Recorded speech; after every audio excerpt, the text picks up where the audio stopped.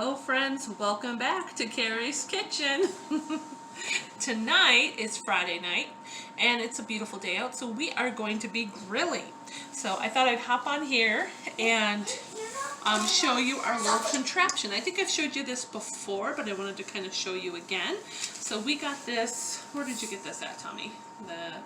Any kind of sporting goods shop or anything like that will have these hamburger presses. They are to die for. They make the perfect hamburger, whatever thickness, how thin or how thick you want it. It's a great contraption to add to your kitchen utensils. We bought these like patty paper squares. I got this at the dollar store, the Dollar Tree here in town, and they come with a ton of them. You can see all of them.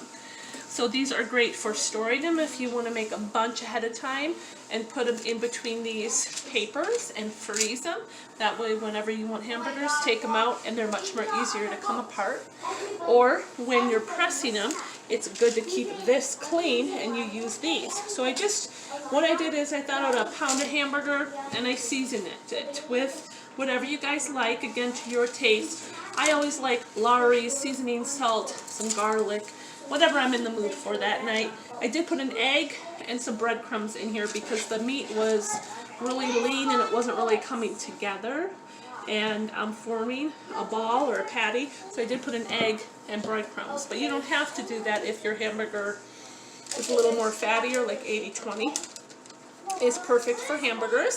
So I rolled out a pile, like a big old meatball, place it on there, put one on top, and then we're just going to close this down, and then you're going to push this on top, and it's just going to squeeze, push down the hamburger. Look at that, guys. Perfect. I like thin hamburgers. My husband likes a little thicker, so I'm going to make a couple thin and a couple thick for him, and then you just peel it off, and you have a perfect shaped hamburger. Isn't that neat? So I'll show you. It has this dial system. You can dial it down or you can dial it up if you want it bigger or if you want it smaller. This part will go up. Like right now I'm going to make it a little bit bigger for my husband. He likes a little thicker, about right there.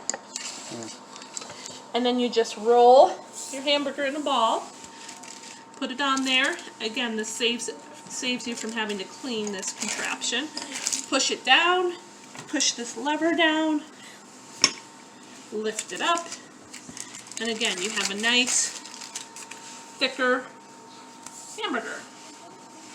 They're kind of odd shaped. I gotta do them a little more evenly. So it saves you from having to clean the hamburger smasher, or whatever the technical term of it is. And then you push down. At this point you could freeze them like this between these two pieces of paper, because then these come apart really nicely when they're frozen in the freezer. So that's a really good option also if you want to do a bunch ahead of time. Oops. So we just kind of put them on there. Woo! Squish it. And you have, again, I just love that. There's something so satisfying about a perfectly shaped, uniform hamburger patty. So this is a really good tool if you want to stuff your burgers, because you can make them really thin. You can put cheese and whatever stuffings you want, put another thin patty over it and squeeze the edges, and this makes great stuffed hamburgers. So this is a really good contraption to do that. Or if you're having a party to make a bunch ahead of time, this will save you a lot of headache. Nice, uniform, same shaped hamburgers. So on the back here I have water boiling. So since we're grilling out, we are just going to make a simple macaroni salad. So instead of going to the grocery store and buying like a macaroni salad from the grocery store, it's so quick and easy just to make yours at home. And do whatever noodles you have on hand. I have a little bit of bow tie, so I'm going to use some of that, and some elbow macaroni. I'm going to bring it to a boil, and then like macaroni salad, you can do it however you want it. It's just kind of like a mayonnaise based kind of noodle dish. So you can put, onions, whatever vegetables you want in it. We put cheese cubes in it. You could put meat in it. It really is one of those blank statements that you can really build it up to your liking.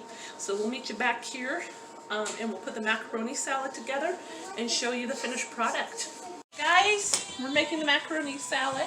We boiled the noodles. So I added a little bit of onion to your liking, however much or little you want.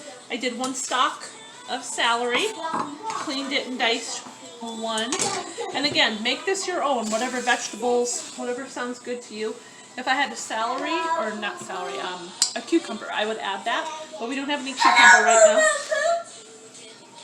So we're going to use mayo and Miracle Whip, and you have to eyeball this depending on how much noodles you have. You want it to be at the right consistency.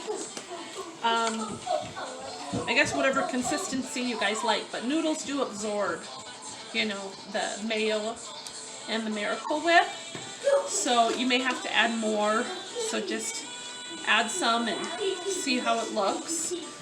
And then I'm going to do just a little salt, a lot of salt, pepper, and we're also going to add cheese. We love adding cheese. Don't mind the nut house. It's Friday, we have friends over, and it's nuts. So I just get the blocks of cheese, and I just like to cube it up. It gives a little bit of protein, and we also could put hard-boiled eggs in this.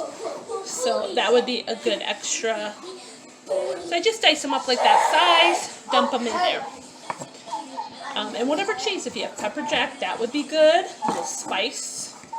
So whatever kind of cheese you have on hand, just dice them up in small pieces, break them up while you go.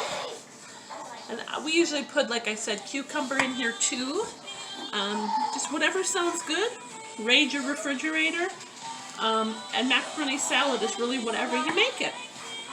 Whatever sounds good, whatever you got in your fridge. Really make it your own. And so I will stir this up, and then we will see kind of how the ratio of Miracle mayonnaise is to the noodles, because like I said, those noodles will soak up some of that sauce. And then we also put a little sugar in these, because I always like it a little sweet. My mom would always do this too to any kind of salad. Potato salad, crab salad. She loved crab salad. So that's another option here. If you have some imitation crab, tuna, whatever kind of protein you would want to put in here. We're just going to we don't have any crab. We do have tuna, but I don't think the kids are crazy about tuna. So we're just going to leave it with the veggies and cheese. And then I think I'm going to go get a couple hard-boiled eggs, put that in here, and then you put it in the refrigerator just to chill because the noodles are still a little warm. And then it's time to eat. So it's really good, really easy. It's one of those blank statements that you can make it however you want. And it's so good. It's getting springtime, it's getting summer, and this is one of our staples throughout the summer. Kid-friendly, and it's good. So, hope you